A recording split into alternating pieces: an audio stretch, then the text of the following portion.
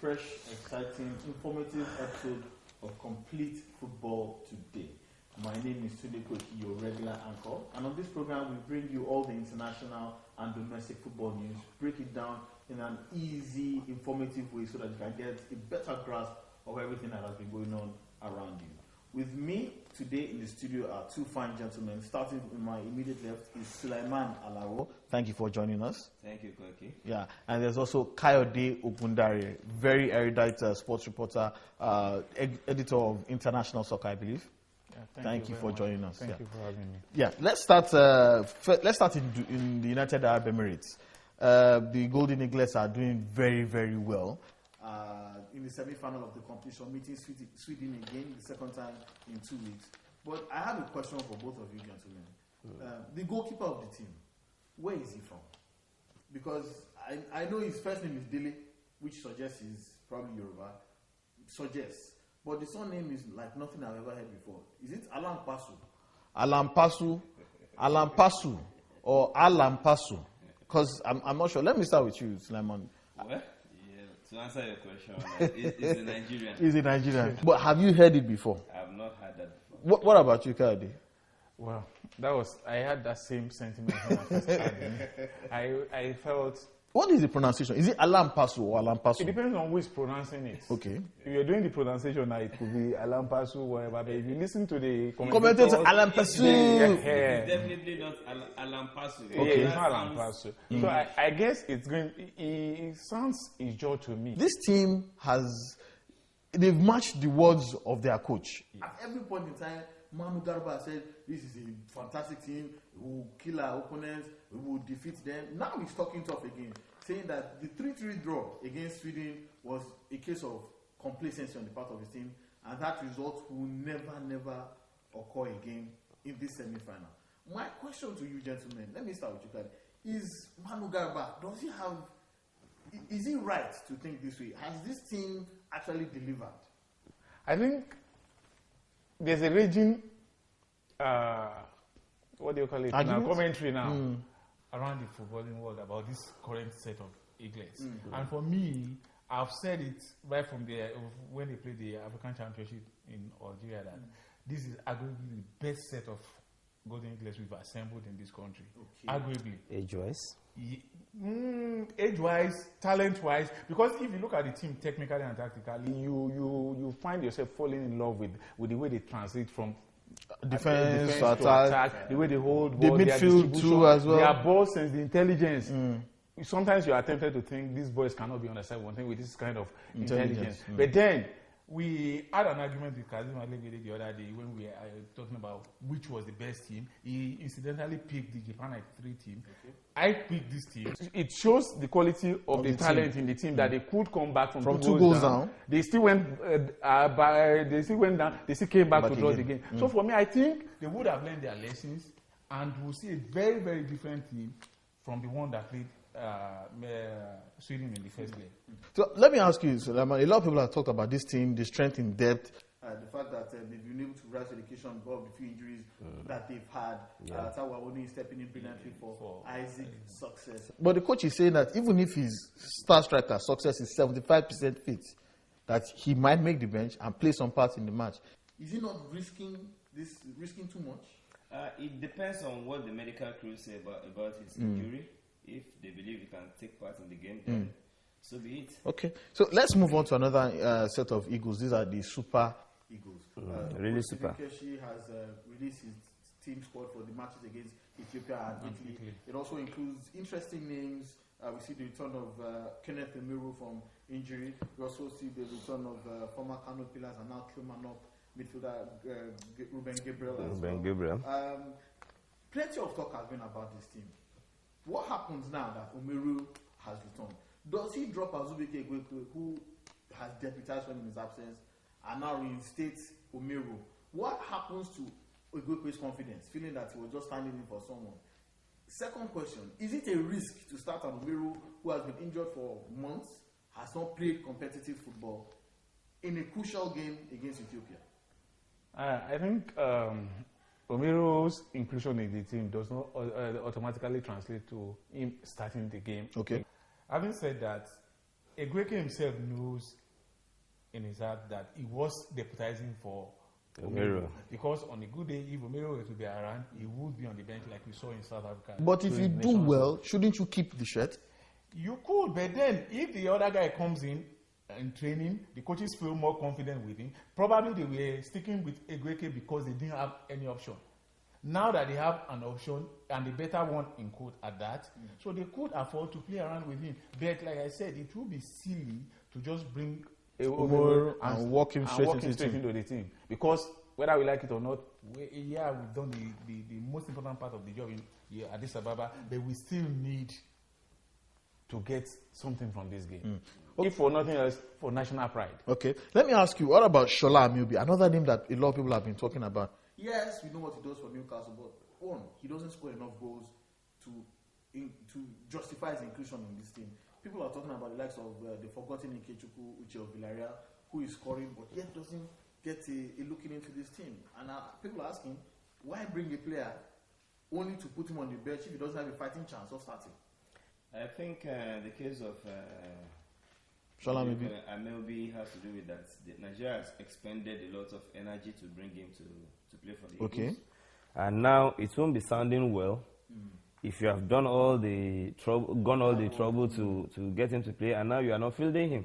And he comes in with experience. He's not a kind of striker that you expect to score several goals, but he comes with a certain experience. He's somebody that can hold the play and feed other strikers to score. I think Keshe has done well because we encourage other foreign-based players who have the process of playing for other countries to come in if they see that Ameobi is doing well and is going to work up. Okay, international leagues. We are starting with England. Arsenal confounding everybody. Pre-season, everybody said that Arsenal are probably not even going to make Thursday night football. But now they put daylight between them and the rest of the Premiership. 5 points ahead of everyone else. Comfortable 2-0 win over Liverpool. And maybe this, a lot of people are just saying that this might just be Arsenal's year. Today, you ask yourself, what exactly is it that Arsenal are doing well now that they've not done before? You see, in times past, you see Arsenal beat the big teams, then they lose to the small teams. But now they've perfected the art of beating the small teams well. And you've seen them against a big team like Liverpool. They've performed creditably well. On Sunday, they're going to play against Man U. I expect them to also play well. I don't want to hazard a guess as to what the outcome will be, but they'll give a good account of themselves. Yes, on the strength of what we've seen so far, I think it will be silly to bet against Arsenal. Okay, Sulaiman, Chelsea falling surprisingly at Newcastle. Surprisingly, again, all the social media were quiet. No Chelsea fans. Nobody was shouting up Chelsea over the weekend. Very, very surprising result because nobody expected them to fall that heavily. And the painful part for me was the fact that Jose Mourinho was not even magnanimous in defeat. He didn't say that we deserve to lose, but he didn't say that. But he definitely said that Newcastle didn't exactly do enough to win it instead. Well, whether they do enough to win or not, the fact is that they have bagged the 3 points, and I think Mourinho, he shot himself in the leg. I think the Chelsea team, they were overconfident, just like their fans, because none of them expected that they are going to even draw, not to talk of losing the game. So, and they felt like a part of car. They had it coming. Okay, Manchester City surprise. Okay, sorry, before we leave the Chelsea thing, I think it will be uncharitable of Mourinho and the fans, because if you look at Mourinho's record as St. James's Park, is not exactly stellar. He has gone there 3 times in the league. He has never won there.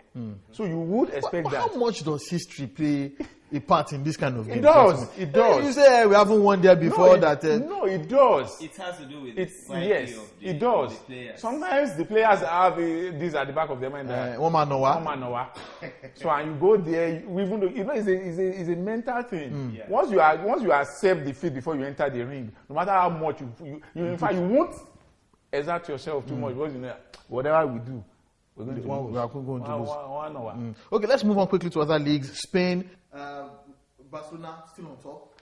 They're not playing explosive football, not playing that exciting, killing everybody, winning possession by almost 60% and scoring a bag full of goals. But they're still on top of the league. Is it a change in philosophy under the new coach, or maybe because there are other things that we don't know? I think slightly because of the coach's philosophy, but majorly because of the fact that Lionel Messi has not really hit form this season. He's not been scoring goals like he used to do in the past season. So I think, and it's a hallmark that it shows that Barcelona, they are still a good team. With the coming of Neymar, he has brought in something extra. And I think for them to be coasting on, I think by the time Lionel Messi comes back, then you see them firing on all cylinders. Serie A, Roma finally their 11 game, was it 11 game? Their 10 game on winning streak was brought to a halt by Torino. It was a 1-1 draw. Gentlemen, let me ask you, in a league where there's Napoli that have strengthened remarkably and have Rafa Benitez on the bench, Inter Milan too now, they now have a sugar daddy, AC Milan as well. Can this Roma team win this Scudetto? I think it's still early days. And in the Italian Serie A as we have it now, gone are the days that you have AC Milan who are almighty, Inter, Nazionale who are but there's still Juventus and Napoli. They're still dangerous too. There, but you know, there was a time that AC Milan and all these other big teams, they really dominated the scene. But now, a lot of players have moved out of the Serie A. A lot of young players are coming in, all the other sides. So it has changed the setting of that league, and that's why we have teams like Roma, Napoli, and all of them coming up now. Finally, let's talk about Vincent Nyama, Nigeria's #1 goalkeeper. He kept his 8th clean sheet out his 8th consecutive clean sheet this season. And some already say that possibly he might be the best African goalkeeper of the past decade. I think maybe this is superfluous. Maybe it's a bit too much. Yes, the stats don't lie, but is he, in your own opinion, let's remove sentiment, the fact that he's Tiwantiwa, is he the best African goalkeeper? Of the moment? At the moment? Yes. Okay, what about in the last half a decade? When you say the last half a decade, we're talking about from 2006, 2007? Yes. Yeah, I think you... Looking at the likes that there's Fatal Daudu, Tumele Nkune of South Africa as well, few other goalkeepers, Idris Carlos Kameni. Yeah, a time was when Africa had very outstanding goalkeepers, the Cameroonians in Konobel, Osongo, and what have you, Rufai, all of them. Now the field is a little bit smaller. And I think he stands soldiers above every other person now. And his performances this year is not a fluke. Okay. Let me ask you now, Solomon, in your own opinion, is he the best African goalkeeper? For now. Yeah. Okay. In the past half a decade? Arguably. Yeah. Okay. Well, just to put that in perspective, the captain of Lille, Rio Mavuba, said after their game, when their game over the weekend, when they won 2-0, he said that he does not know where Lille got Vincent Nyama for, but he knows one thing for sure, that he can't understand why they've not been playing him for the past 2 years. That shows just the quality that he has. Yeah. Gentlemen, thank you for joining us today on Complete Football Today. It's been an absolutely entertaining encounter, as always. My name is Sunday Koiki. Remember, you can join us on this program, and you can pick up your fresh, exciting copy of Complete Sports. Hit your new stands Monday to Sunday. You can get your fresh information on football and other sports on this exciting paper. My name is Sunday Koiki. Join us again next week.